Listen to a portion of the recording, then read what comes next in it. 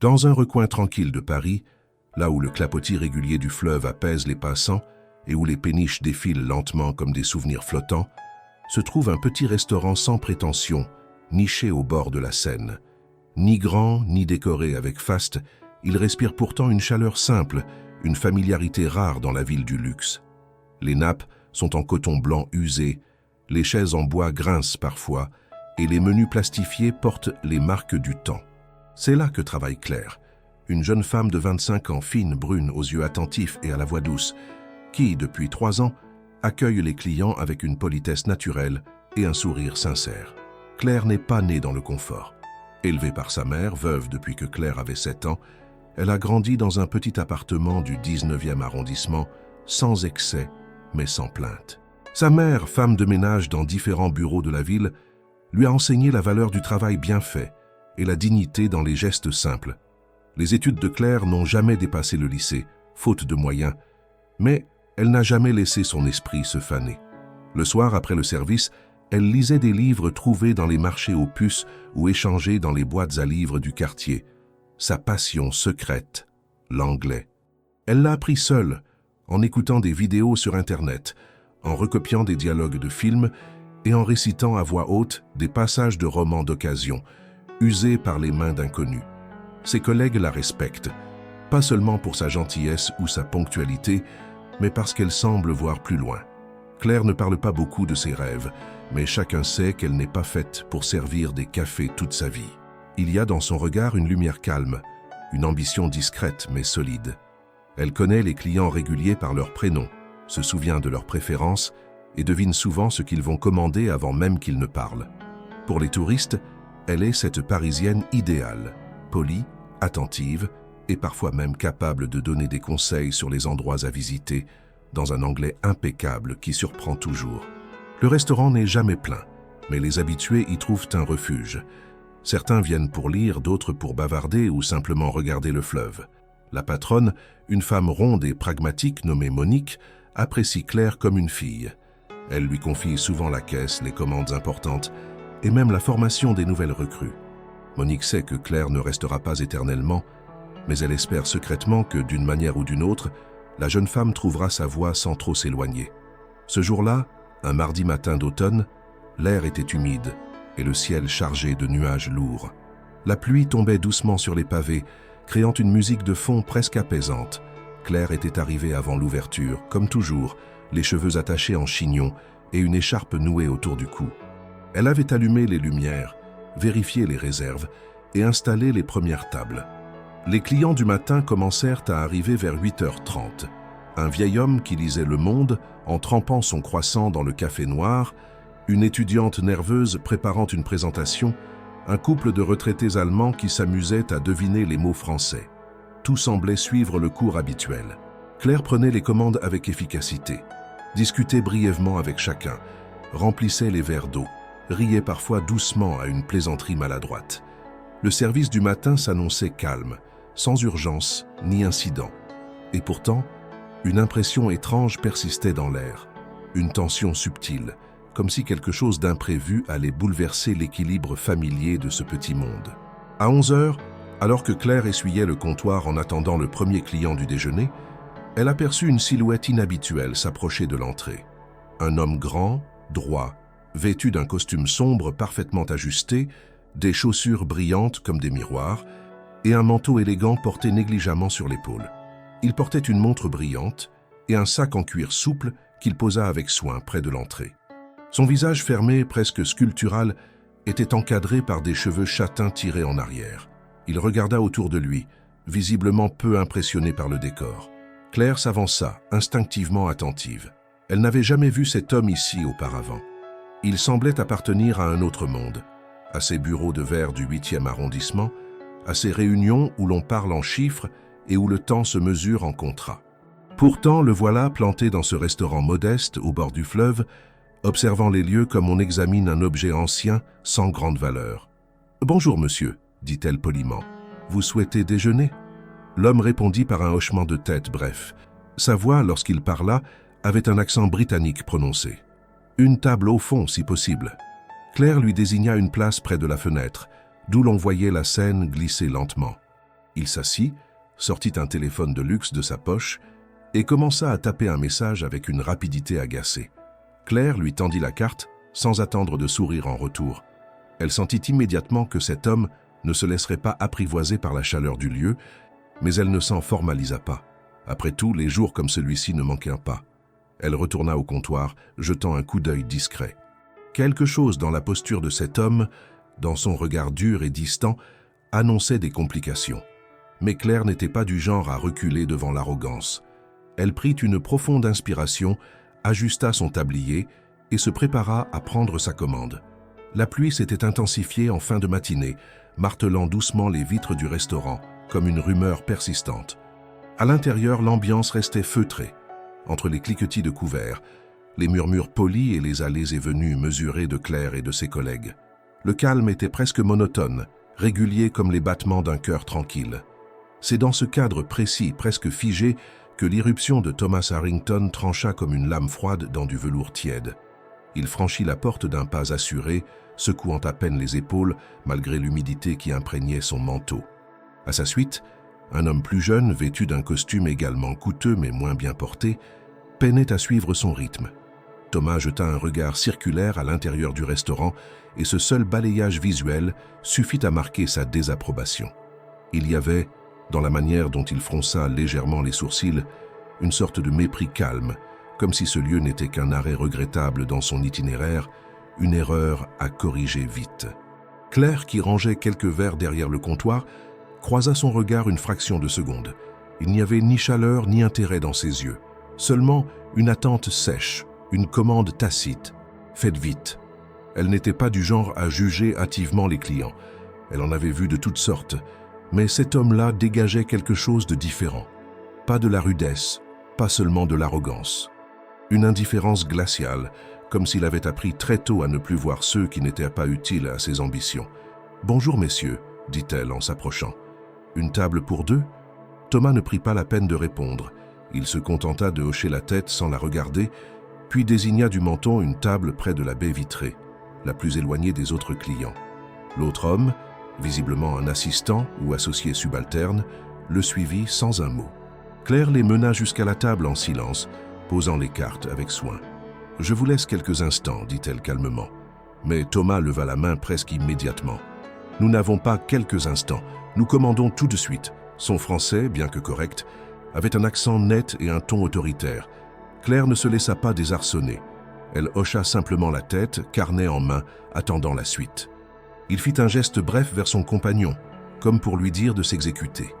L'autre homme commanda rapidement un plat du jour, visiblement préparé à cette dynamique hiérarchique. Puis Thomas prit la parole à son tour. Une entrecôte, saignante, sans sauce, haricots verts à part, et un verre de vin rouge, un Saint-Émilion, pas autre chose. Il referma la carte d'un claquement sec, sans un regard pour Claire. Elle nota calmement, remerciant d'un ton neutre, puis repartit vers le comptoir. Ce genre de client, elle en avait déjà servi, mais rarement avec une telle condescendance manifeste. Ce n'était pas tant ce qu'il avait dit, mais ce qu'il n'avait pas dit, cette manière de l'ignorer délibérément, de la considérer comme une simple interface de service, une pièce du décor. De retour derrière le comptoir, elle vit qu'il sortait un ordinateur portable, l'installait sans gêne sur la table, tandis que son collègue tentait de suivre la conversation. Il parlait vite en anglais, croyant sans doute que personne autour ne les comprenait. Thomas donnait des instructions, dictait des chiffres, rejetait des propositions. Il parlait de contrats à renégocier, de pertes à absorber, de partenaires à recadrer. Le ton était sec, direct, sans appel. Claire, qui nettoyait un plateau tout en gardant une oreille attentive, comprenait chaque mot. Elle ne cherchait pas à écouter, mais il parlait fort, sans souci d'intimité. « We should have never invested in that firm. Next time I want a detailed report before lunch, not during it. Is that clear ?» Le jeune homme acquiesçait nerveusement, prenant des notes.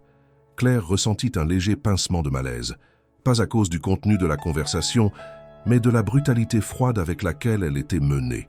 Il n'y avait là ni respect ni patience, seulement une volonté de contrôle, une pression constante. Quelques minutes plus tard, elle apporta les plats avec sa discrétion habituelle. Thomas ne leva même pas les yeux lorsqu'elle déposa l'assiette devant lui. Son compagnon murmura un remerciement. Claire s'éloigna sans un mot, Mais elle sentit encore, dans son dos, le poids de ce regard qui ne voyait rien. Ce fut lorsqu'elle revint remplir leur carafe d'eau que la scène suivante se produisit. Tom, en plein échange avec son interlocuteur, se pencha légèrement et dit d'un ton que l'on croyait privé. « I can't believe people like her still exist. No ambition, no future. » Il rit doucement, presque pour lui-même. L'autre homme eut un sourire embarrassé, jetant un coup d'œil furtif vers Claire. Elle, pourtant, ne broncha pas. Elle venait de comprendre chaque mot. Son cœur fit un bond dans sa poitrine.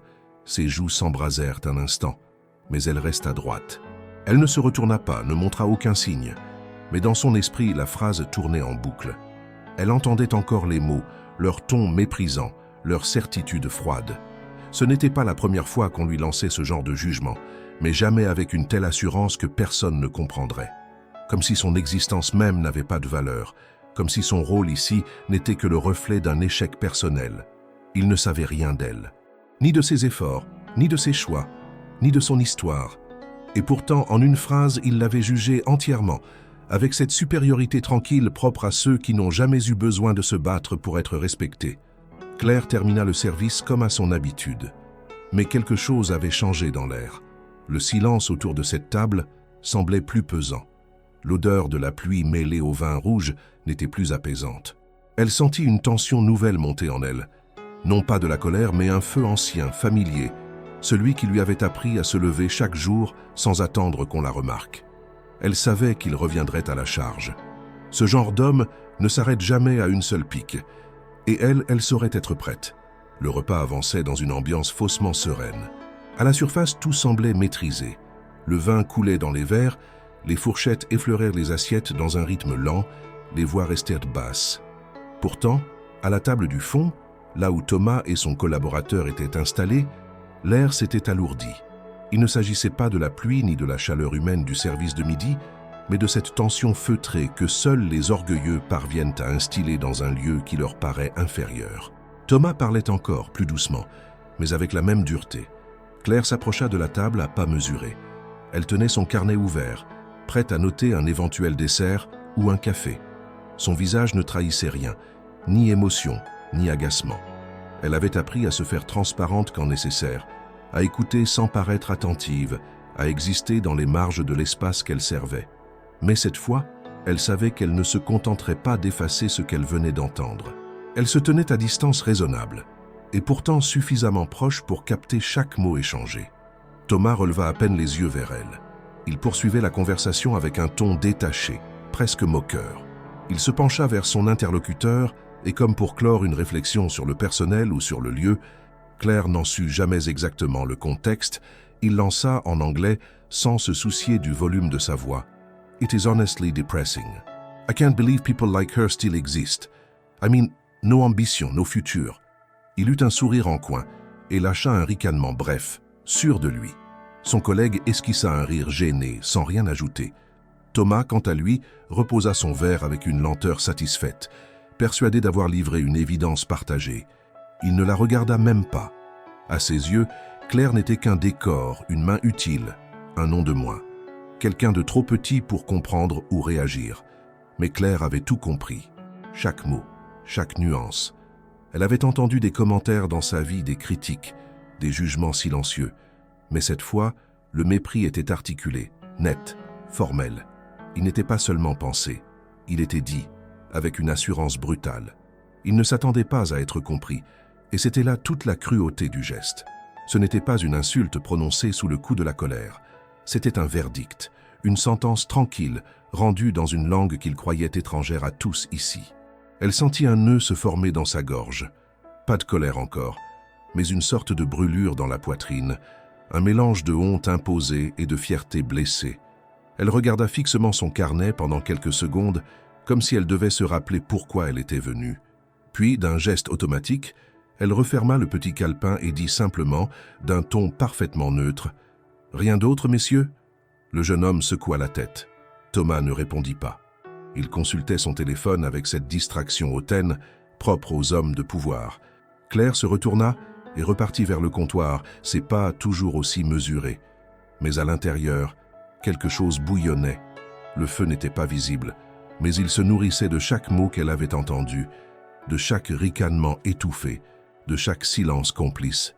Elle se posta derrière le bar, feignant de réorganiser des couverts. Elle observait la salle d'un œil calme. Tout autour, les clients continuaient à parler, à manger, à vivre dans leur monde. Personne n'avait remarqué la phrase. Personne n'avait compris. C'était une humiliation silencieuse, invisible. Et c'est précisément cela qui la rendait si puissante et si insupportable. Claire repensa à tous les soirs passés à lire des livres en anglais, à répéter des phrases devant un miroir, à chercher des mots dans le dictionnaire. Elle repensa aux heures de solitude, aux exercices de prononciation, aux séries regardées sans sous-titres. Tout cela pour pouvoir, un jour, traverser des frontières invisibles. Elle n'avait pas appris l'anglais pour servir. Elle l'avait appris pour rêver, pour s'offrir la possibilité d'un ailleurs. Et voilà que cette compétence qu'elle avait cultivée en silence devenait l'outil de son humiliation. Mais une autre pensée germait lentement. Ce que Thomas ignorait, c'est qu'il avait allumé une mèche, que ces mots pensés comme définitifs allaient y connaître une suite. Il croyait avoir prononcé une vérité cruelle, impunie, mais il avait sous-estimé celle qu'il avait tenté d'écraser d'un trait verbal. Il avait parlé sans voir, et surtout sans imaginer être entendu. Claire ne dit rien pour le moment. Elle continua son service, rendit la monnaie à un autre client, réorganisa quelques couverts et apporta un café à une table voisine. Ses gestes étaient précis, ses paroles mesurées. Mais dans son esprit, chaque mot de Thomas résonnait comme un écho qu'elle ne voulait pas laisser mourir dans l'oubli. Elle n'avait pas encore décidé de sa réponse, mais elle savait qu'elle viendrait et qu'elle serait à la hauteur. Thomas, lui, ne s'en souciait pas. Il demanda l'addition d'un ton bref, jeta quelques billets sans attendre la monnaie et quitta les lieux avec son collègue, leur conversation déjà recentrée sur un dossier en cours. Il n'eut même pas un dernier regard vers la salle, encore moins vers Claire. Il croyait sans doute avoir vécu un déjeuner sans incident, comme tant d'autres, un passage sans conséquences. Mais pour Claire, ce déjeuner venait de marquer un tournant, pas à cause d'une insulte, mais à cause de ce qu'elle symbolisait, une barrière entre deux mondes, entre ceux qui jugent sans connaître et ceux qui avancent en silence. Et pour la première fois, elle envisagea de ne plus se taire. Le lendemain, le ciel de Paris avait la même teinte grise, comme si la ville refusait de tourner la page.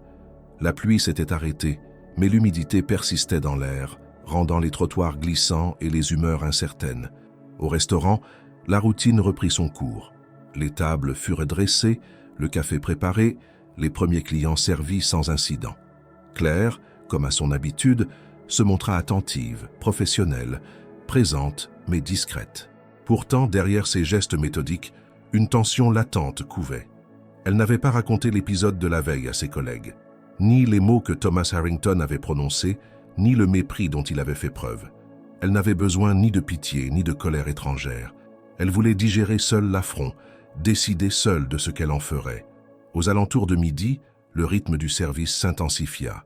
Le brouhaha familier des conversations se mêla au tintement des assiettes et au frottement des chaussures sur le carrelage légèrement humide. Claire jonglait entre les tables avec efficacité, tout en gardant, malgré elle, un œil sur l'entrée. Elle ne s'attendait pas forcément à revoir Thomas, mais une partie d'elle restait en alerte, comme si le chapitre précédent appelait une suite inévitable. Et puis à 12h30, la porte s'ouvrit avec cette précision sèche qu'elle commençait à reconnaître. Il entra, seul cette fois, toujours vêtu avec soin, dans un costume foncé qui ne laissait rien au hasard, avec une écharpe en cachemire soigneusement ajustée et un téléphone à la main. Son regard balaya brièvement la salle. Il ne semblait ni pressé ni détendu, simplement concentré sur quelque chose d'extérieur. Claire l'observa à la dérobée, sans se précipiter. Elle laissa Monique, qui passait derrière elle, l'accueillir d'un signe de tête. Il demanda une table pour une personne, d'un ton plus calme que la veille. Monique, qui ne se souvenait pas de lui, le guida vers la même table près de la baie vitrée. Claire, elle, sentit son cœur battre un peu plus vite. Elle n'avait pas oublié ce qu'il avait dit, et elle savait qu'il ne se doutait toujours de rien. Lorsqu'elle s'approcha pour prendre sa commande, elle sentit le regard de Thomas se poser sur elle, cette fois avec une lueur de reconnaissance. Pas un sourire, mais une légère hésitation dans son expression. Il semblait se rappeler son visage. « Vous prendrez la même chose qu'hier » demanda-t-elle en français. Il releva les yeux, surpris. Son regard s'attarda sur elle un instant de plus, comme s'il tentait de comprendre ce qu'elle savait ou ne savait pas. Puis, haussant les épaules, il répondit « Non, cette fois, ce sera un magret de canard s'il est encore disponible, et un verre de Châteauneuf-du-Pape. » Claire nota la commande d'un geste sûr, mais avant de se retourner, elle ajouta d'un ton parfaitement neutre « Très bon choix. » Elle partit sans un mot de plus, mais son esprit bourdonnait. Elle savait ce qu'elle avait entendu, et elle savait que tôt ou tard, elle aurait besoin de dire quelque chose. Pas pour se venger, mais pour rétablir un équilibre, pour ne pas laisser ces mots, jetés comme des déchets, salir ce qu'elle était et ce qu'elle construisait. Peu après, elle revint avec le plat. Elle le déposa devant lui avec soin. Il la remercia brièvement sans lever les yeux. À ce moment-là, alors que la salle était presque pleine, que les conversations allèrent bon train, que personne ne prêtait attention à eux, il leva soudain la voix. Pas beaucoup, mais juste assez pour que ceux à la table voisine entendent. Son ton était agacé et son regard s'arrêta droit sur Claire. « Je vous ai demandé le magret bien rosé. Celui-ci est trop cuit. Est-ce si compliqué de respecter une simple consigne ?» Le silence ne fut pas total, mais il se produisit une infime suspension du bruit. Un des serveurs, qui passait non loin, s'arrêta sans vraiment s'arrêter, prêt à intervenir. Monique leva les yeux de la caisse. La table voisine se tut un instant. Claire, elle, resta parfaitement droite. Elle regarda Thomas sans ciller. Elle savait que ce n'était pas une erreur. Le plat avait été préparé correctement. Elle l'avait vérifié elle-même. Ce n'était pas une critique culinaire. C'était une tentative de domination. Une manière de la rabaisser, de rappeler à tous, mais surtout à elle, où il pensait être dans l'échelle sociale. « Souhaitez-vous que je le fasse refaire ?» demanda-t-elle, toujours aussi calme. Il la fixa un moment, hésitant peut-être à aller plus loin. Puis il haussa les épaules, comme s'il ne voulait pas perdre de temps, et répondit « Laissez tomber. Ce n'est jamais parfait ici, de toute façon. » Cette fois, plusieurs clients tournèrent la tête. Ils n'avaient pas tous compris l'échange, mais le ton, lui, était universel. Une cliente âgée fronça les sourcils. Un jeune homme, à l'autre bout de la salle, murmura quelque chose à son ami. Monique se leva de derrière le comptoir, prête à intervenir. Mais Claire fit un signe discret de la main. Elle gérait. Elle retourna en cuisine, sans précipitation. Mais dans sa poitrine, la pression montait. Ce n'était plus seulement une question d'orgueil blessé. Il s'agissait maintenant de dignité. Elle pouvait encaisser des remarques, des mauvais jours, des clients exigeants. Mais elle ne laisserait pas un homme transformer un service banal en une scène d'humiliation gratuite, surtout après ce qu'il avait osé dire la veille. Lorsque Thomas termina son plat, malgré ses critiques, et commença à replier sa serviette, Claire comprit que le moment approchait. Il allait se lever, partir sans un mot comme il l'avait déjà fait. Et elle, cette fois, ne le laisserait pas faire. Pas sans réponse. Pas sans qu'il sache qu'elle avait tout entendu. Le bruit des couverts se mêlait au frottement discret des serviettes de table qu'on replie, au murmure des clients qui s'apprêtaient à repartir, à ce fond sonore régulier qui rythme le service d'un midi parisien. Dans cet équilibre fragile, chaque geste, chaque mot, chaque silence semblait millimétré. Et pourtant, Claire savait que quelque chose allait rompre cet agencement. L'atmosphère, déjà tendue par les remarques déplacées de Thomas, venait d'atteindre un seuil invisible. Il était temps de ne plus reculer. Elle l'avait entendu, elle l'avait supporté, elle avait répondu par le professionnalisme. Mais cette dernière pique, lancée froidement devant des clients, avait franchi la ligne. Thomas se leva, saisissant son manteau d'un geste sec. Il jeta un regard circulaire comme pour évaluer l'endroit une dernière fois. Claire s'approcha de lui avec la note dans les mains, le regard fixé, le pas sûr. Elle ne tremblait pas. Elle ne souriait pas. Elle ne jouait pas le rôle de la serveuse conciliante qu'il semblait vouloir modeler. Elle était là, droite, silencieuse, mais en alerte. Il prit le ticket sans un mot, sortit quelques billets de sa veste, les glissa sur la table, puis se tourna pour partir. C'est à ce moment précis que Claire, d'un ton clair, posé et parfaitement audible, prononça la phrase qui arrêta le temps. « Maybe people like me don't have your money, but we have dignity. Something you clearly left in London. » La phrase coupa net la rumeur ambiante. Le silence fut immédiat, tranchant, comme si l'air lui-même s'était figé. Un couple assis non loin se figea, les yeux grands ouverts. Une femme qui parlait à son téléphone suspendit sa phrase. Même les collègues de Claire, qui ne comprenaient pas l'anglais aussi bien qu'elle, sentirent le poids de la déclaration. Le ton était sans agressivité, mais ferme. Les mots étaient simples, mais porteur d'une force irréfutable. Il n'y avait aucune hésitation, aucun tremblement, juste une vérité nue, balancée comme un miroir tendu au visage de Thomas. Ce dernier s'immobilisa. Son dos restait tourné à Claire, mais son corps tout entier se crispa. Lentement, il se retourna. Son regard, d'abord confus, se mua en surprise totale, puis en quelque chose de plus rare chez lui, la perte de contrôle. Il la fixa, sans parler, comme s'il doutait de ce qu'il venait d'entendre. Puis, réalisant que la salle entière l'observait désormais, il tenta un sourire crispé, une contenance, mais rien n'y faisait. Le silence persistait. « Excuse-me » lâcha-t-il enfin d'un ton incertain. Claire ne répondit pas. Elle n'avait pas besoin de répéter. Ce qui avait été dit résonnait encore entre les murs. Thomas avait compris, pas seulement les mots. Il avait compris qu'elle l'avait entendu la veille. Il avait compris qu'elle parlait sa langue. Et surtout, il avait compris qu'il n'était plus en terrain conquis.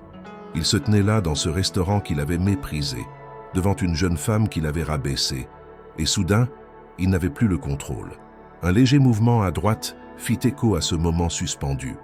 Un homme assis seul près de la vitrine hocha la tête en silence, visiblement impressionné. Une cliente à l'autre bout du restaurant, probablement anglophone, murmura un discret « well said ». Ces réactions, bien que discrètes, suffirent à Thomas pour mesurer l'ampleur du coup.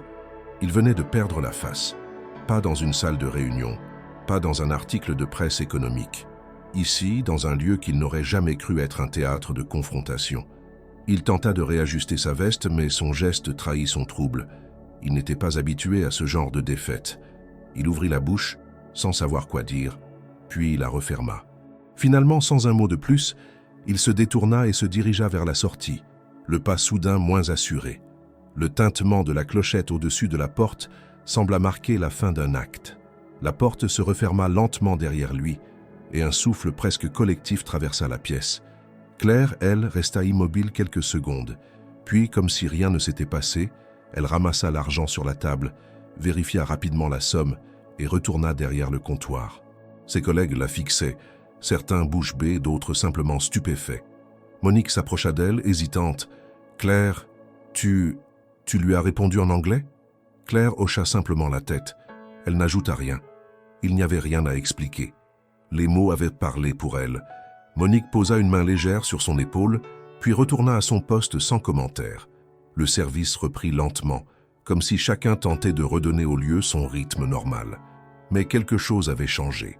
Claire venait de montrer un visage inconnu, une force insoupçonnée. Ce jour-là, elle termina son service comme à l'accoutumée. Elle nettoya les tables, échangea quelques mots avec un client régulier, remplit les salières, mais partout où elle passait, les regards se posaient sur elle avec une nuance nouvelle. Non plus seulement celle d'une jeune femme gentille et efficace, mais celle d'une personne à part entière, avec une voix, une langue, une conscience aiguisée. Elle n'avait pas crié, elle n'avait pas insulté. Elle avait simplement dit ce qu'il fallait, quand il fallait. Le soir venu, alors qu'elle rangeait ses affaires dans le vestiaire, un de ses collègues s'approcha. « Tu savais qu'il t'avait insulté hier, en anglais ?» Claire le regarda puis acquiesça. Je l'ai compris dès la première phrase. Le jeune homme baissa les yeux, honteux de n'avoir rien vu, rien deviné. Claire posa une main sur son bras. Ce n'est pas grave. Il ne s'attendait pas à être compris. Et maintenant, il sait. Elle quitta le restaurant sans un mot de plus, le manteau serré autour d'elle, la tête droite. Paris était toujours humide, mais l'air semblait plus léger. Pour la première fois depuis longtemps, elle se sentait vue. Pas pour son rôle, mais pour ce qu'elle était vraiment.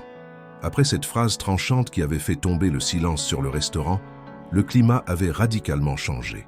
Même après le départ de Thomas Harrington, une forme de stupeur suspendue semblait flotter dans l'air.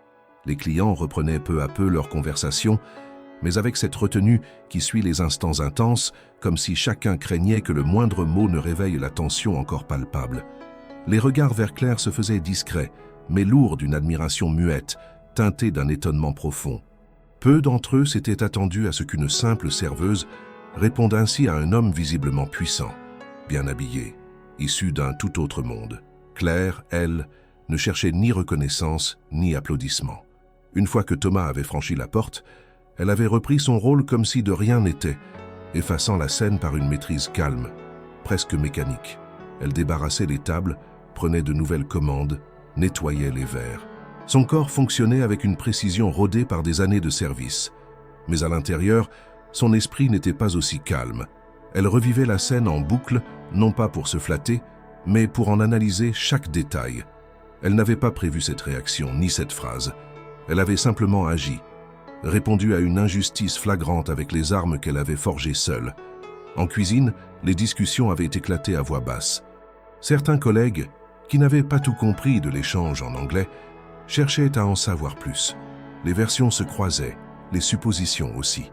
Monique, d'abord silencieuse, s'était isolée quelques minutes avant de revenir dans la salle avec son calme habituel. Elle n'avait rien dit directement à Claire, mais son regard portait un mélange de fierté discrète et de préoccupation prudente. Ce genre d'événement, bien qu'exceptionnel, pouvait entraîner des conséquences. Et si Thomas était réellement aussi influent qu'il en avait l'air, nul ne savait ce qu'il pourrait faire ensuite. Mais Thomas ne revint pas, du moins pas ce jour-là. Il avait quitté le restaurant rapidement, presque précipitamment, sans saluer, sans adresser un dernier mot. Ce départ silencieux avait été une autre forme de déclaration, un aveu de faiblesse que son orgueil n'aurait jamais laissé passer en d'autres circonstances. Ce silence, justement, fut le plus éloquent des signaux. Claire l'avait atteint, non pas par violence mais par vérité, et cela dans l'univers de Thomas valait bien pire qu'une attaque frontale. Plusieurs clients, au moment de régler leur addition, glissèrent à Monique ou à un autre serveur des remarques en anglais, en français, ou dans un mélange approximatif des deux. That was impressive. She's brave. Il l'a bien mérité, ce type. On dirait qu'il se croyait dans un palace. La jeune serveuse, là, elle devrait donner des cours de répartie. Ces phrases, souvent chuchotées, n'étaient pas destinées à Claire directement, mais elles circulaient dans l'espace comme des notes d'une partition souterraine. Claire en saisissait quelques-unes, en évitait d'autres, toujours concentrée sur ses tâches. Mais elle savait qu'un changement avait eu lieu, et ce changement n'était pas seulement dans le regard des autres, il était aussi en elle. En fin de service, alors que les derniers clients s'en allaient et que le soleil déclinait lentement derrière les nuages parisiens, Monique l'interpella doucement, près du bar. « Claire, tu as une minute ?» Elle hocha la tête et la suivit dans l'arrière-salle, là où l'on rangeait les fournitures et où le bruit du restaurant était atténué. Monique ferma la porte derrière elle. « Je ne vais pas te faire un discours, » commença-t-elle, les bras croisés. « Tu as été brillante, vraiment. Mais je veux que tu sois prudente. Ce genre d'homme, il n'a pas l'habitude qu'on lui tienne tête. Il pourrait revenir. Pas ici, pas physiquement, mais d'une autre manière. » Claire soutint son regard sans broncher. « Je ne regrette rien. Je sais, et tu n'as pas à le faire. Mais pense à toi, à ton avenir. Tu es plus qu'une serveuse, tu le sais mieux que personne. Ne laisse pas un conflit éclipser tout ce que tu construis. » Claire ne répondit pas tout de suite. Puis elle dit simplement « Peut-être que ça a réveillé quelque chose chez lui, et chez moi aussi. » Monique ne posa pas plus de questions. Elle connaissait Claire suffisamment pour savoir que tout ce qu'elle faisait était mûrement réfléchi, même dans les moments de tension. Elle la laissa retourner à ses affaires, tandis qu'elle-même restait quelques instants encore dans la réserve, pensive. Ce soir-là, Claire rentra chez elle à pied, malgré la fatigue. Elle avait besoin de marcher, de sentir le froid lui piquer les joues, de retrouver un rythme personnel après une journée aussi dense. Sur le chemin, elle croisa les reflets tremblants des lampadaires sur la Seine, les bruits lointains des voitures, le murmure de la ville qui ne dort jamais vraiment. Elle pensait à sa mère, à tout ce qu'elle avait sacrifié pour que Claire garde un minimum de stabilité. Elle pensa aux livres lus en cachette, aux exercices d'anglais griffonnés sur des carnets usés, aux heures passées à prononcer des mots qui semblaient, à l'époque, ne servir à rien de concret. Et pourtant, ce savoir-là, qu'elle avait construit seule, venait de lui offrir une forme de justice. Non pas une revanche, mais une affirmation. Elle était capable, digne, solide. Elle ne s'était pas contentée de survivre à une attaque. Elle l'avait renvoyée avec force et élégance, sans cri, sans insulte, juste en se tenant droite, fidèle à ce qu'elle était. Lorsqu'elle arriva chez elle, un petit studio au 5e étage d'un immeuble ancien, elle ôta ses chaussures, s'assit en silence sur le lit et ferma les yeux. Le visage de Thomas Harrington apparut un instant dans son esprit, surpris, presque désorienté. Puis il disparut. Elle n'avait pas besoin de lui pour la suite. Elle ne savait pas ce qui allait arriver. Mais une chose était certaine, ce jour-là, elle n'avait pas été la fille invisible du restaurant. Elle avait été entendue, et cela, personne ne pourrait le lui enlever. 2 jours s'écoulèrent après l'incident qui avait brusquement éclipsé le rythme habituel du petit restaurant au bord de la Seine. Ces 48 heures furent marquées par une étrange sorte de normalité pour Claire. Elle continua de travailler comme à son habitude, notant les commandes, remplissant les verres d'eau, veillant à ce que chaque assiette parte en cuisine correctement. Pourtant, à chaque fois que la porte s'ouvrait, elle sentait sa respiration se suspendre une demi-seconde, comme si elle anticipait une silhouette reconnaissable. Mais aucun homme au costume parfaitement taillé ne franchit le seuil ce jour-là. Aucun regard ne se posa sur elle avec cette familiarité froide qu'elle avait connue. La vie du restaurant reprit son cours. Les habitués revenaient, les habituels dialogues, les plaisanteries banales, les sourires polis. Pourtant, au fond d'elle-même, Claire sentait une tension latente, comme une corde prête à vibrer. Elle ne savait pas encore pourquoi elle se sentait vigilante, ni si c'était la crainte d'une confrontation, ou plutôt la certitude que quelque chose de profond avait changé. Elle connaissait désormais le prix de sa propre voix, et cette réalisation ne pouvait plus être effacée. Elle n'en parla à personne, sauf peut-être à Monique qui, d'un regard, comprit que l'affaire n'était pas close. Mais Monique garda le silence, respectant la discrétion de Claire. Le 3e jour, à l'heure du déjeuner, la clochette de la porte tinta. Ce son familier fit sursauter brièvement les serveurs. Les regards se levèrent, habituels et attendus. Un client ordinaire, peut-être. Pourtant, il y avait quelque chose dans la démarche, une allure parfaitement droite, presque calculée, qui rompit aussitôt la routine. Quand l'homme leva les yeux, son regard se posa directement sur Claire, sans hésitation, sans détour. C'était lui, Thomas Harrington, l'homme au costume cher, celui dont le mépris 2 jours plus tôt avait secoué une partie du restaurant. Il entra lentement, chaque pas mesuré, comme s'il venait d'entrer sur une scène dont il était à la fois l'acteur principal et un spectateur attentif. Le murmure qui accompagna son arrivée fut subtil, mais suffisamment perceptible pour que l'atmosphère change. On perçut une curiosité mêlée d'interrogations timides. Certains clients se demandaient s'ils n'avaient pas déjà croisé cet homme. D'autres, probablement ceux qui avaient compris l'anglais lors de son précédent passage, échangèrent des regards discrets, comme si une suite inattendue s'annonçait. Thomas avança vers une table isolée, là où il avait déjà été assis 2 jours plus tôt. Il posa son manteau avec précision, évita soigneusement de croiser le regard de qui que ce soit, puis attendit, le dos droit, les mains posées sur la nappe immaculée. Claire se tenait derrière le comptoir, les bras légèrement croisés, attentive mais mesurée. Elle l'observa sans indulgence, sans hostilité visible, avec cette même expression professionnelle qui ne trahissait rien de ce qu'elle ressentait intérieurement. Il n'y avait ni arrogance ni humilité, juste une présence maîtrisée, calme mais ferme. Après un moment, il leva doucement la main pour attirer son attention. La tension dans la salle devint presque imperceptible, mais palpable. Chaque regard semblait chercher une interprétation, une indication de ce qui allait suivre. « Mademoiselle », dit-il en français, cette fois sans accent étranger trop marqué, mais avec une certaine lenteur mesurée, comme si chaque mot avait été pesé. « Je souhaiterais parler avec vous. » Son ton n'était pas celui de l'arrogance, ni celui de la supériorité. Il y avait une nuance d'hésitation, presque de vulnérabilité, qui n'avait aucune place dans le monde impitoyable dont il parlait si souvent. Les autres serveurs, intrigués mais respectueux, continuèrent leur travail, créant une bulle discrète autour de cette interaction. Claire le regarda droit dans les yeux, sans sourire, sans se détourner. Elle garda le silence quelques secondes, comme si elle laissait chaque mot mesurer son poids. Puis elle hocha lentement la tête et, avec une politesse professionnelle mais ferme, se dirigea vers la table. Le pas était lent, mesuré, sans précipitation. Elle s'arrêta juste à côté de la chaise de Thomas, carnet à la main, prête à noter une commande ou à écouter une requête. « Que puis-je faire pour vous ?» demanda-t-elle, d'une voix claire, sans tremblement, sans émotion excessive. Thomas inspira profondément. Il sembla lutter un instant contre l'impulsivité qui, quelques jours plus tôt, l'avait poussé à prononcer des paroles irréfléchies. Il passa sa main dans ses cheveux châtains, puis dit doucement « Je souhaiterais m'excuser. Pour ce qui s'est passé l'autre jour, je n'ai pas été correct. Ce que j'ai dit était inapproprié, blessant, et je tiens à vous présenter mes regrets. » Le ton de sa voix était étrangement calme, son regard droit, sans la froideur habituelle des diplomates ou des hommes d'affaires habitués à lisser les conflits. Ce n'était pas une simple phrase de convenance. Il prononçait ces mots avec une sincérité encore inattendue. Claire le fixa sans détourner le regard. Elle attendit que ses paroles se terminent avant de répondre.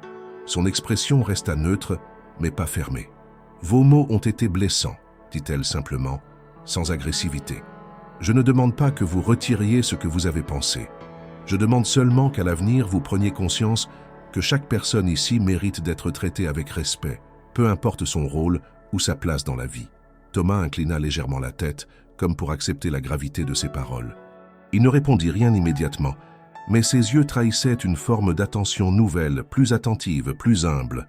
Puis il murmura « Je comprends, et je vous remercie de me le dire ainsi. » Il y eut un silence, non pas gêné, mais significatif, entre ces deux personnes dont les mondes semblaient avoir été opposés, puis rapprochés par un échange intense et inattendu.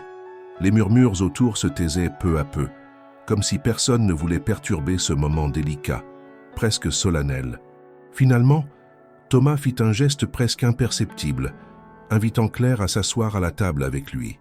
Elle hésita une fraction de seconde, puis, d'un signe discret, accepta de prendre place en face de lui.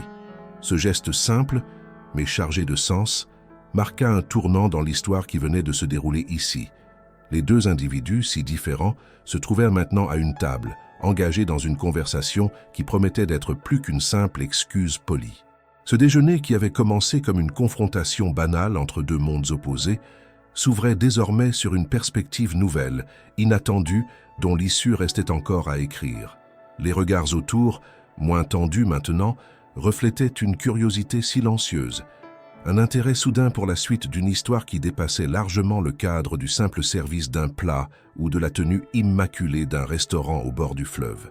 Chez Claire, une attention nouvelle se formait, une impression qu'après la tension, quelque chose d'inattendu mais peut-être significatif était en train de naître. Et dans ce silence qui n'appartenait qu'à eux, une page venait de se tourner, prête à être lue. Le café refroidissait lentement dans les tasses posées entre Claire et Thomas, mais ni l'un ni l'autre ne semblait pressé de rompre le silence qui s'était installé entre eux.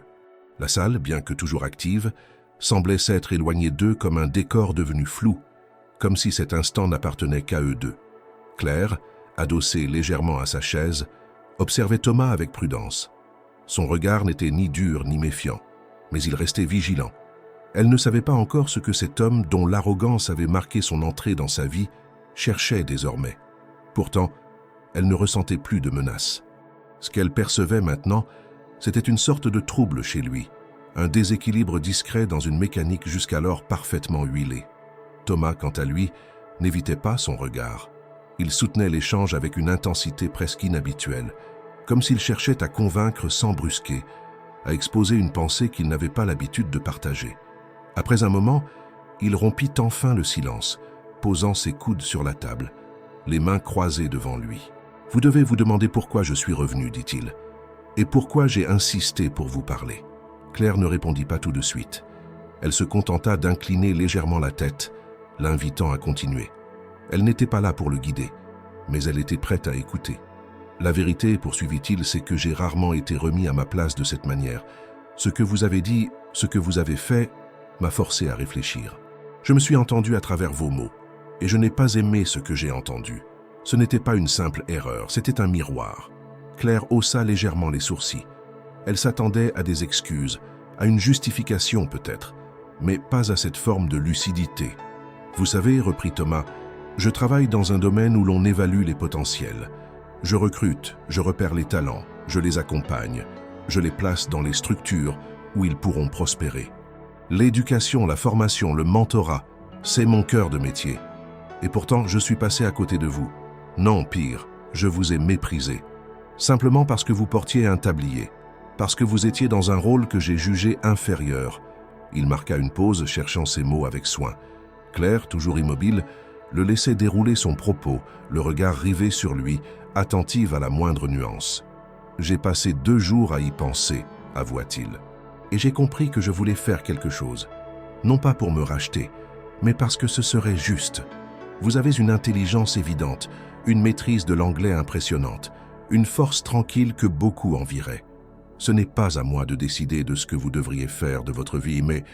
Il sortit alors une carte de visite de sa poche, la glissa doucement sur la table, sans théâtralité. Claire baissa les yeux sur le morceau de carton. Le nom de Thomas y figurait en lettres sobres, suivi du titre « Partenaire associé, Harrington Capital, éducation et investissements humains ». Ce n'est pas une offre d'emploi, précisa-t-il rapidement. C'est une opportunité. Mon entreprise finance des programmes éducatifs, des bourses d'études, des stages à l'étranger. Nous avons des partenariats avec plusieurs universités et écoles spécialisées. Je ne vous promets rien, mais si vous le souhaitez, je peux vous présenter à certains de nos partenaires. Vous avez des qualités qui, à mon avis, méritent d'être soutenues. Et j'aimerais participer, d'une manière ou d'une autre, à cette trajectoire que vous êtes déjà en train de tracer. Claire sentit une résistance instinctive se manifester en elle. Elle avait appris à se méfier des gestes spectaculaires, des promesses habillées d'altruisme. Elle avait grandi dans un environnement où l'aide était souvent conditionnelle, intéressée ou éphémère. Mais elle entendait autre chose dans la voix de Thomas, une sincérité nouvelle, une forme de remise en question qu'elle n'avait jamais attendue de sa part. « Pourquoi moi ?»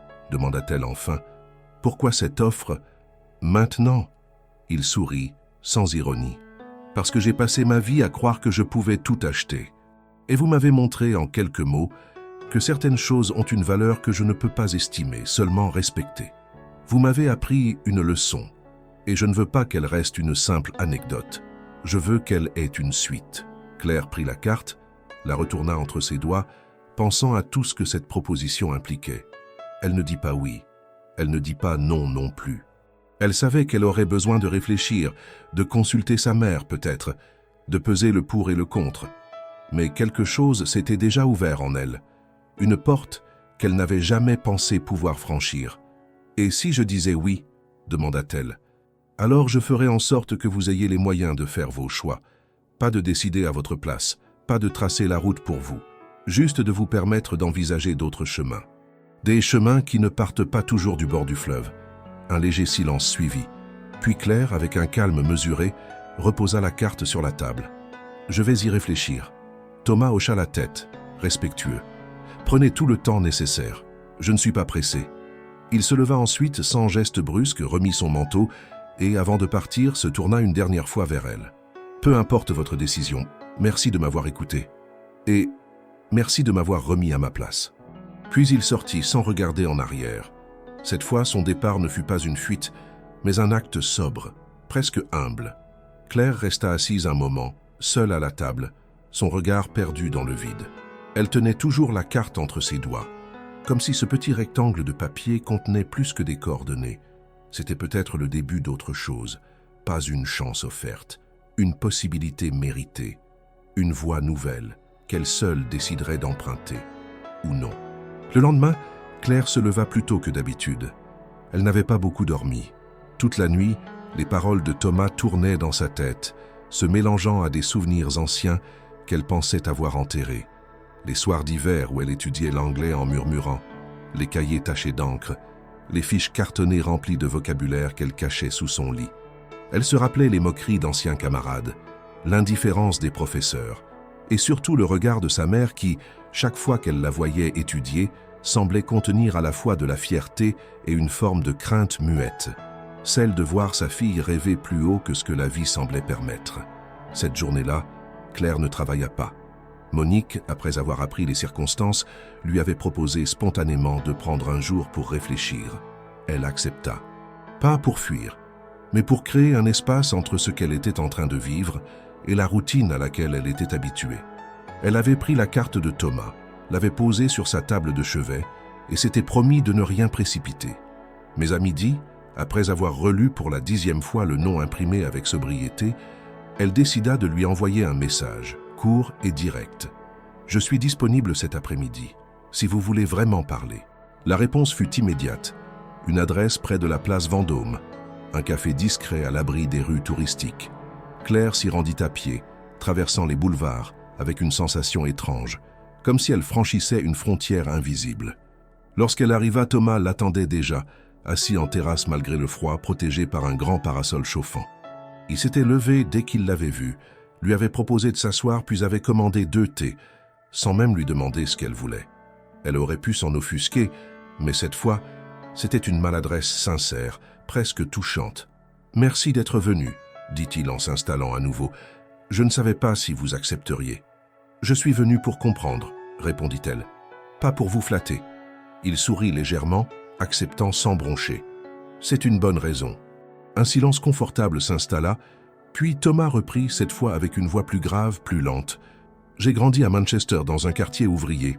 Mon père travaillait à l'usine, ma mère faisait des ménages. On vivait à 5 dans un appartement de 2 pièces. Je n'ai jamais manqué de nourriture, mais j'ai vite compris que, pour m'en sortir, je devais devenir quelqu'un d'autre, quelqu'un qu'on respecterait. » Claire l'écoutait, immobile.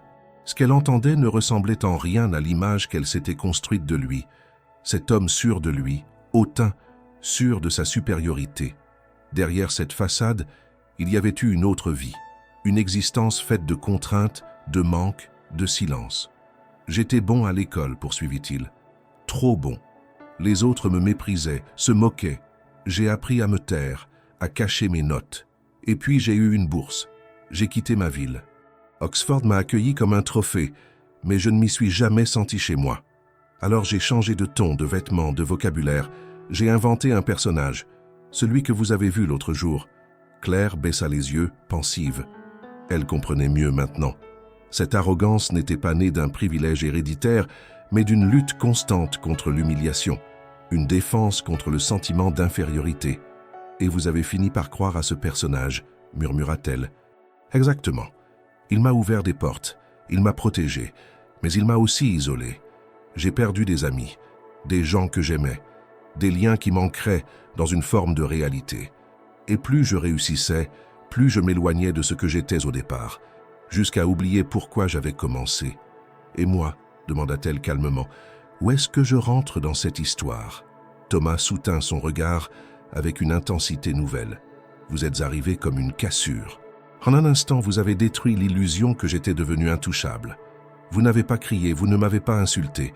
Vous m'avez vu, et ça m'a désarmé. Il se tut un moment, puis poursuivit. Je ne veux pas que vous pensiez que je vous propose une bourse ou un programme parce que je me sens coupable. Je vous le propose parce que je crois en votre potentiel, parce que j'ai vu ce que vous êtes capable de faire avec si peu.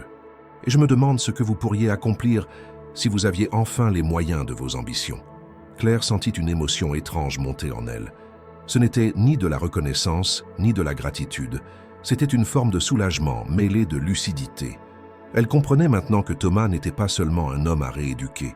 Il était aussi, à sa manière, un survivant. Et ce qu'il lui offrait n'était pas une faveur. C'était une passerelle. « Je ne sais pas encore ce que je vais décider, dit-elle. Mais je sais que, quoi qu'il arrive, je ne veux pas devenir ce personnage que vous avez inventé pour survivre. » Thomas hocha la tête. « C'est ce que j'espère aussi. » Ils restèrent encore un moment à parler de littérature, de voyage, de langue, de films, des sujets légers, mais qui permettèrent de construire une autre forme de lien, sans hiérarchie, sans masque. Lorsqu'ils se séparèrent, il ne lui donna aucun délai, aucune pression.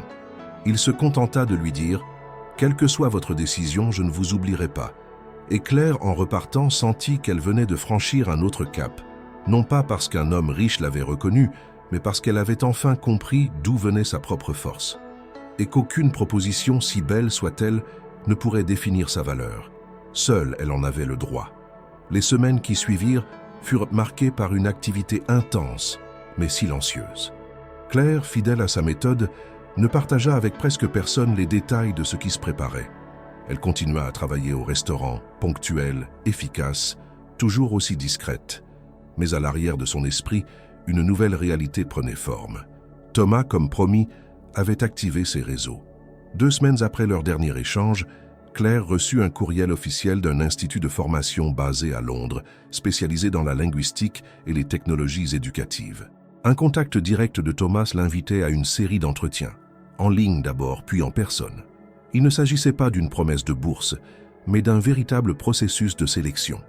Elle n'était pas seule en lice. D'autres candidats, venus de différents pays, figuraient parmi les postulants. Mais Claire, pour la première fois, ne se sentit pas inférieure. Elle avait sa place et elle était prête à la défendre. Les entretiens en ligne se passèrent avec rigueur. Elle dut répondre à des questions techniques, démontrer ses compétences linguistiques, expliquer ses motivations et même improviser sur des sujets complexes. Chaque échange confirmait ce qu'elle savait déjà. Elle avait sa place dans cet univers. Elle maîtrisait l'anglais mieux que certains natifs, savait structurer ses idées avec clarté et surtout, elle parlait avec une passion authentique qui ne pouvait pas être simulée. Finalement, une convocation arriva pour un entretien final, cette fois en personne à Londres. Le billet d'avion fut envoyé, le logement prévu pour 2 nuits. Elle demanda à Monique quelques jours de congé. Sa patronne la prit dans ses bras sans rien dire de plus. Tout le monde au restaurant savait que quelque chose d'important se jouait, mais personne n'osa lui poser de questions. Claire fit ses bagages avec soin, glissant entre ses vêtements le carnet usé dans lequel elle avait noté, pendant des années, ses traductions, ses listes de vocabulaire, ses pensées en anglais. Ce carnet représentait tout son parcours, toute sa ténacité, silencieuse. À son arrivée à Londres, elle fut accueillie avec professionnalisme. Le campus de l'Institut était moderne, épuré, animé d'une énergie cosmopolite. Claire observa tout avec attention, mais sans se laisser impressionner. Elle connaissait sa valeur. L'entretien se déroula dans une salle vitrée, au sommet d'un des bâtiments. 3 membres du jury l'attendaient. Une femme d'âge mûr, spécialiste en linguistique appliquée, un jeune homme au ton précis, responsable du programme de bourse, et un 3e silencieux au début qui observait attentivement. Les premières questions furent classiques. Claire répondit avec calme et exactitude. Elle expliqua son parcours, son autodidaxie, son intérêt pour l'apprentissage des langues comme outil d'émancipation. Elle cita des ouvrages, des expériences et parla de son travail au restaurant comme d'un laboratoire humain. Tout se passait bien, jusqu'à ce que le 3e membre du jury prenne enfin la parole. Il avait un regard froid et un sourire figé. « Mademoiselle, commença-t-il, je dois vous poser une question plus personnelle. Comment pensez-vous pouvoir évoluer dans un environnement aussi exigeant, alors que vous avez travaillé toute votre vie dans un restaurant? Vous n'avez aucune référence académique classique, aucun diplôme supérieur. Vous ne pensez pas que cela pose un problème, malgré votre motivation évidente? » La question était brutale et volontairement provocatrice. Claire sentit une légère contraction dans son estomac, mais elle se redressa, posa les mains sur la table et répondit « Je pense que ce que j'ai fait sans diplôme, d'autres ne le feraient pas même avec les meilleures écoles. Apprendre seul une langue étrangère, travailler pour survivre, lire, traduire, progresser chaque jour sans structure ni soutien. Cela demande une discipline que peu de gens comprennent. Je ne suis pas ici malgré mon parcours. Je suis ici grâce à lui. » Le silence qui suivit fut long. Le responsable du programme hocha imperceptiblement la tête. La linguiste sourit avec retenue. Mais l'homme ne sembla pas convaincu. Il nota quelque chose dans son dossier et l'entretien se termina dans une tension maîtrisée. Le soir même, Claire regagna sa chambre d'hôtel avec une sensation mitigée. Elle avait tout donné, mais elle sentait que quelque chose, dans le regard de cet homme, pesait lourd. Il représentait cette part du système qui ne jugeait que sur les apparences, les parcours validés, les lignes sur un CV. Ce doute, elle le connaissait. Il avait été projeté sur elle toute sa vie, mais cette fois, elle décida de ne pas le laisser la ronger.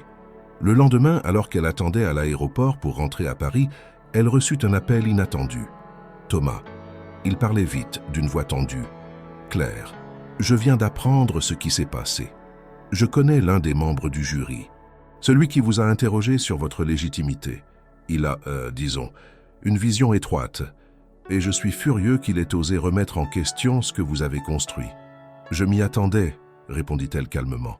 Ce n'est pas nouveau, peut-être, mais cette fois ce n'est pas acceptable. Je vais m'en charger. Thomas, non. Je n'ai pas besoin d'être défendu. Pas comme ça. Je veux que ma place me soit donnée pour ce que je vaux, pas parce que vous êtes intervenu. Ce n'est pas de la pitié, Claire. C'est une question de justice et aussi de responsabilité. Je vous ai poussé à vous présenter. C'est à moi de faire en sorte que vous soyez traité équitablement. Elle se tut. Elle comprenait son intention, mais elle savait aussi que son combat devait rester le sien. Finalement, elle dit « Alors défendez-moi, mais sans me protéger. Faites-le pour qu'il m'écoute vraiment, pas pour me surélever, juste pour m'accorder la même chance que les autres. » Thomas comprit. Il promit de contacter les bonnes personnes, de clarifier les choses, non pas en imposant une décision, mais en exposant les faits, en faisant valoir les compétences réelles de Claire, son travail, sa rigueur. 3 jours plus tard, Claire reçut un courriel. Le comité d'admission reconnaissait une erreur d'évaluation dans le processus. Le membre du jury concerné avait été retiré de la sélection finale. Et Claire était officiellement acceptée dans le programme, avec une bourse d'excellence attribuée pour son parcours atypique et son potentiel exceptionnel. Elle lut le message plusieurs fois. Puis, elle ferma l'ordinateur. Elle ne cria pas, ne pleura pas. Elle se leva, enfila son manteau et sortit marcher sur les quais, là où tout avait commencé. Le fleuve glissait lentement, indifférent. Mais en elle, une certitude nouvelle venait de s'ancrer. Elle ne venait pas de quitter sa place. Elle venait enfin de la conquérir. L'annonce de l'acceptation de Claire au programme de formation à Londres aurait pu rester un événement personnel, une victoire discrète qu'elle aurait savourée seule, en silence. Mais les choses prirent une tournure inattendue, non pas à cause d'un communiqué officiel ou d'un article dans une revue spécialisée, mais à cause d'un événement survenu dans l'ombre de cette réussite, l'altercation entre Thomas et le membre du jury qui avait tenté de discréditer Claire. L'homme en question, bien connu dans certains cercles universitaires, avait eu une conversation tendue avec Thomas dans les bureaux de l'Institut. La discussion avait été filmée par inadvertance par un assistant qui testait un nouvel équipement audiovisuel dans la salle de réunion voisine. La scène n'était pas violente, mais d'une intensité rare. On y voyait Thomas, debout, visiblement agacé, expliquant avec fermeté que l'attitude du jury avait été non seulement condescendante, mais discriminatoire. Il rappelait que le rôle d'une institution éducative était de reconnaître les talents là où ils se manifestaient, même, et surtout, en dehors des parcours traditionnels. L'homme tentait de se défendre, mais ses arguments tombaient à plat. La vidéo fut d'abord partagée dans un cercle interne, puis, comme souvent, elle s'échappa. Un stagiaire la transmit à un ami, qui la publia anonymement sur une plateforme de partage. En quelques heures, elle fit le tour des réseaux sociaux. Et très vite, un élément attira l'attention générale. Le nom de Claire. Dans sa tirade, Thomas mentionnait son prénom, décrivait son parcours, parlait d'elle avec une admiration non dissimulée. La transcription partielle de ses propos circula à grande vitesse. Les internautes commencèrent à chercher. Qui était cette jeune femme défendue avec tant de ferveur par un homme d'affaires influent? Il ne fallut pas longtemps avant qu'un journaliste indépendant retrouve la fameuse scène du restaurant parisien, racontée quelques jours auparavant par un client dans un blog de voyage.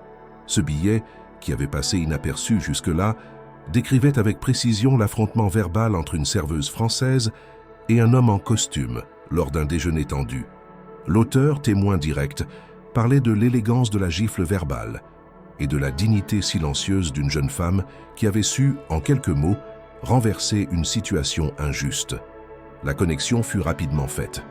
Claire, la serveuse du bord de la Seine, était la même que celle évoquée dans la vidéo devenue virale. Des centaines de commentaires affluèrent, saluant son courage, sa maîtrise de l'anglais, son intelligence. Beaucoup s'étonnaient qu'une telle personne ait pu rester anonyme aussi longtemps. D'autres demandaient à en savoir plus sur elle. Et certains, enfin, commencèrent à relayer son histoire comme un symbole, celui d'une France silencieuse, invisible, mais brillante. Une France qui ne se plaignait pas, qui agissait, qui étudiait dans l'ombre, qui rêvait sans bruit. Les médias plus importants s'emparèrent alors du sujet, d'abord avec prudence, puis avec insistance.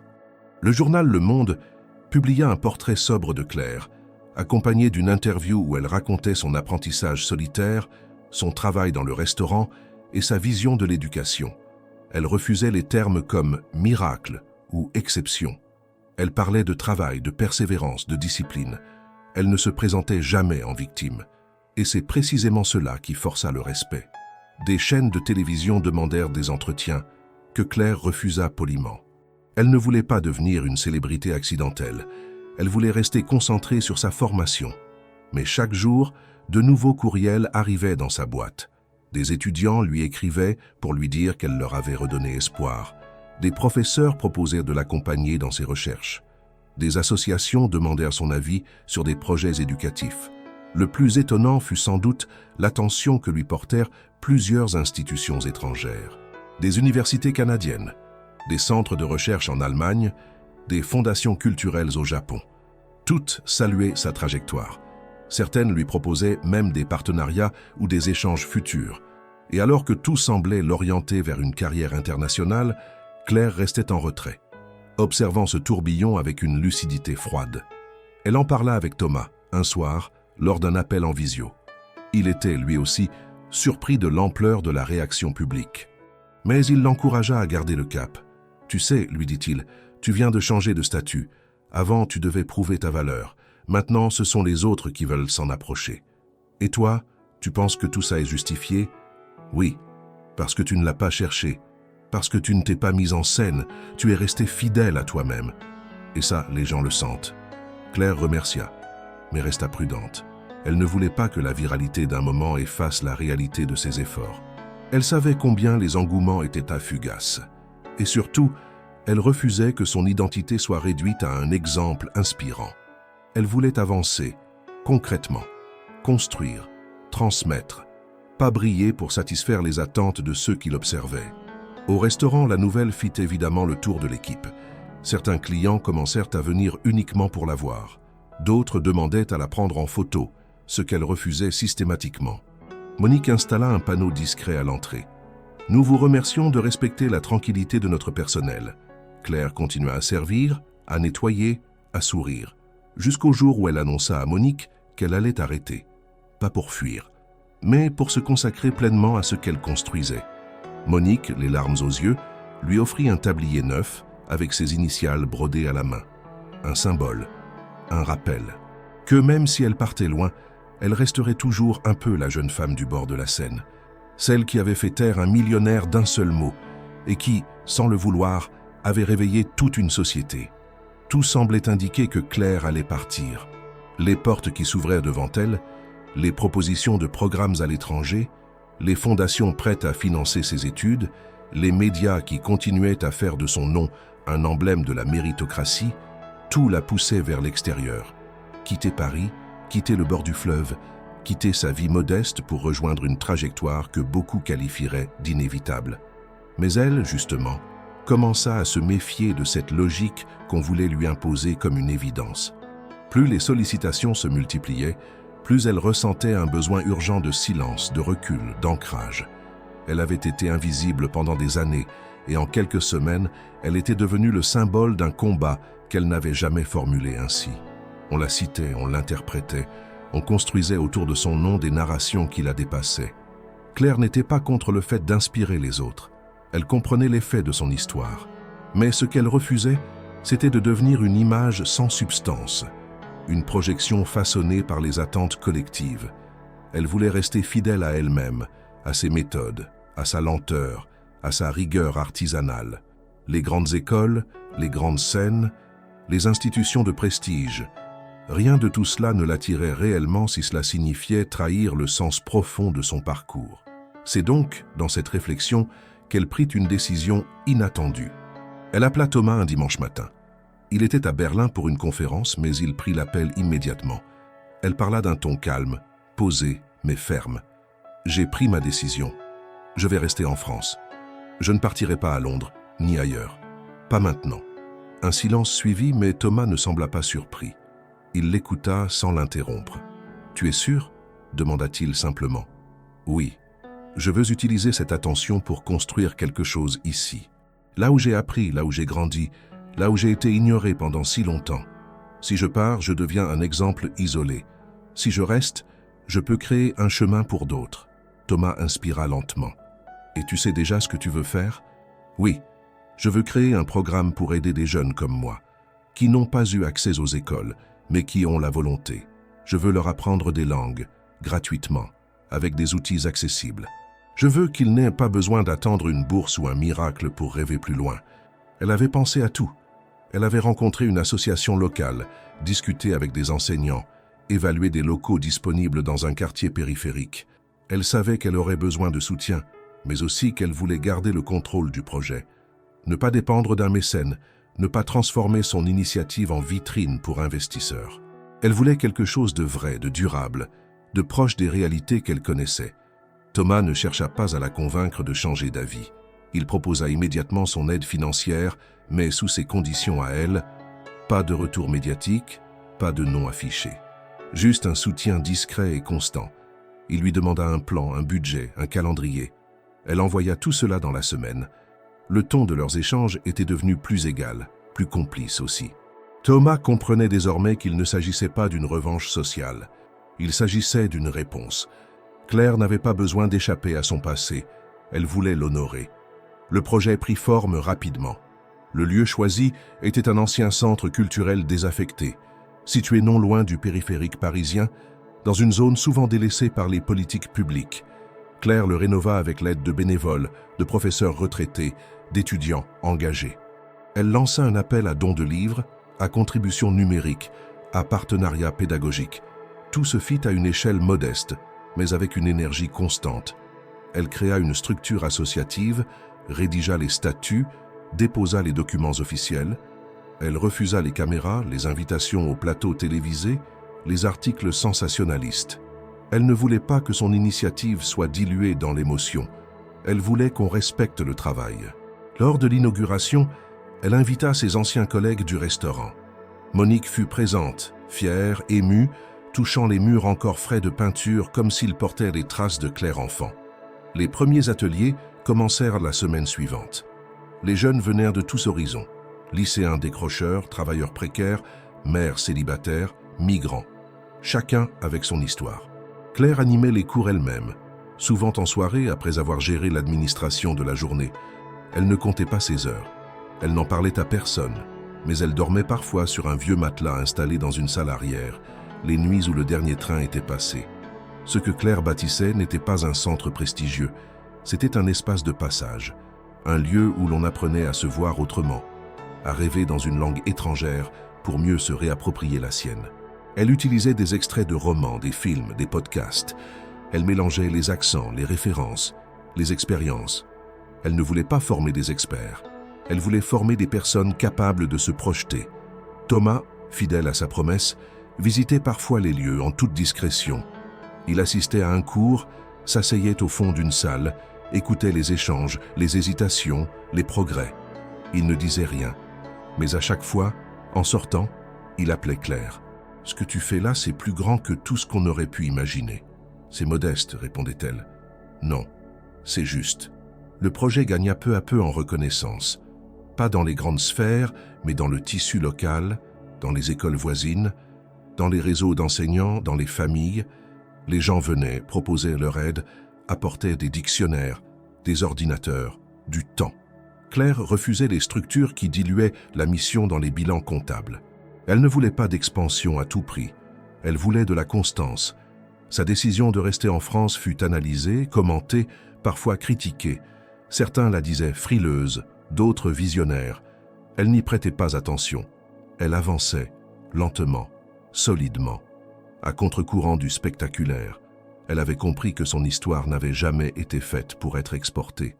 Elle avait été construite ici, à Paris, sur les bords de la Seine.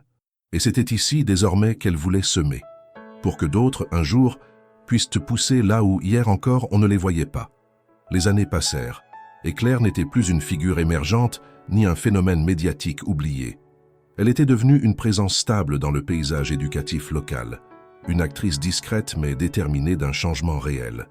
Le centre qu'elle avait fondé, d'abord perçu comme une initiative isolée, était devenu un lieu de référence. Non pas pour son envergure ou son rayonnement international, mais pour sa constance, son impact humain, sa méthode unique d'accompagnement.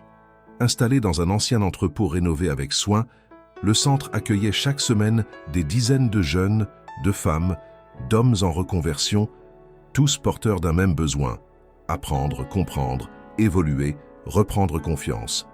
Le nom officiel du lieu était sobre: Atelier Langues et Vie. Mais dans le quartier, tout le monde disait simplement chez Claire. Un lieu où les règles étaient de Claire. Respect, silence pendant les exercices, entraide systématique et aucun jugement. Des sessions de conversation en anglais, en espagnol, parfois en arabe ou en italien, étaient animées par des bénévoles venus de tous horizons. Claire elle-même continuait à enseigner au moins 3 fois par semaine, malgré les nombreuses tâches administratives qu'elle devait gérer. Elle refusait de devenir une simple directrice invisible. Elle voulait garder le contact avec ceux qu'elle accueillait, se souvenir des prénoms, des accents, des hésitations, des progrès. Certains de ces anciens apprenants étaient revenus après avoir décroché un emploi, terminé un diplôme ou lancé une activité. Ils proposaient des cours à leur tour, créant une chaîne d'apprentissage circulaire, solidaire. D'autres étaient répartis à l'étranger grâce aux bases linguistiques acquises chez Claire. Plusieurs institutions avaient tenté d'intégrer l'initiative dans des programmes plus larges, avec financement conditionné, visibilité, logos officiels. Elle avait décliné. Elle acceptait les aides ponctuelles, les subventions sans contrepartie, les dons anonymes. Mais elle refusait que sa mission soit diluée dans une logique de performance. Ce qu'elle construisait n'était pas une vitrine. C'était une continuité. Le bâtiment surplombait une portion tranquille de la Seine. Chaque matin, en arrivant, Claire s'arrêtait quelques minutes pour observer le fleuve. Elle le connaissait par cœur. Le courant, les reflets changeants, les péniches lentes, les passants pressés. Elle y retrouvait une forme de constance, un rappel de ses débuts. Non loin de là, le restaurant où elle avait travaillé existait encore. Monique avait pris sa retraite, mais passait souvent boire un café dans la salle du centre, saluant les nouveaux avec un mélange de tendresse et de curiosité. Un mur du bâtiment avait été peint par un groupe d'artistes du quartier. On y voyait un livre ouvert, d'où s'échappaient des lettres multilingues, s'envolant vers le ciel. Ce n'était pas un portrait de Claire, mais tout le monde savait que c'était pour elle. Elle l'avait accepté avec humilité, mais sans discours. Elle n'aimait pas les cérémonies. Elle préférait les gestes. Thomas, lui, avait gardé sa promesse. Il continuait de soutenir financièrement le centre de manière régulière, sans jamais imposer ses idées. Il venait parfois à Paris, s'installait au fond de la salle, écoutait une séance, puis partait après un rapide salut. Sa relation avec Claire avait évolué. Une amitié profonde, marquée par un respect mutuel et une transparence sans détour. Il avait cessé de porter des masques. Il ne cherchait plus à impressionner. Il écoutait plus qu'il ne parlait. Lors d'un de ses passages, il proposa à Claire d'ouvrir une antenne à Londres. Elle refusa, une fois de plus, mais cette fois en expliquant « Ce que je fais ici fonctionne parce que c'est ici. Chaque mot, chaque geste, chaque silence a un sens dans ce contexte. Le copier ailleurs, ce serait en perdre la substance. Si d'autres veulent s'en inspirer, qu'ils viennent, qu'ils observent, comprennent, adaptent. Mais moi, je reste. » Thomas comprit. Il ne proposa plus. Mais il parla souvent d'elle dans ses conférences, comme d'un exemple de ce que peut produire l'écoute réelle, la transmission patiente, la construction lente. Il n'exagérait rien. Il citait ses phrases, ses méthodes, ses refus. Il en faisait une référence. Un jour, une ancienne élève demanda à Claire pourquoi elle n'avait jamais quitté Paris malgré toutes les offres qu'elle avait reçues. Claire répondit sans hésitation « Parce que c'est ici qu'on m'a fait croire que je ne valais rien, et c'est ici que je veux prouver le contraire. Pas pour moi, pour ceux qui viendront après. » Le centre organisa une rencontre annuelle où les anciens élèves étaient invités à raconter leur parcours. Pas sur scène, pas devant des foules, juste dans une salle simple avec du thé, des biscuits et une écoute réelle. Ce jour-là, Claire s'asseyait toujours au fond, carnet à la main, notant des idées, des impressions, des pistes pour améliorer les programmes. Elle ne parlait que si on lui demandait. Elle ne voulait pas que le centre devienne un monument. Elle voulait qu'il reste un outil. Les années passèrent, mais son engagement ne faiblit pas. Elle refusait de voir son travail comme un accomplissement. Pour elle, ce n'était jamais fait. C'était en cours. Chaque personne qui franchissait la porte du centre portait un monde en elle. Un monde qu'elle ne prétendait pas sauver, mais qu'elle voulait simplement accompagner dans son déploiement.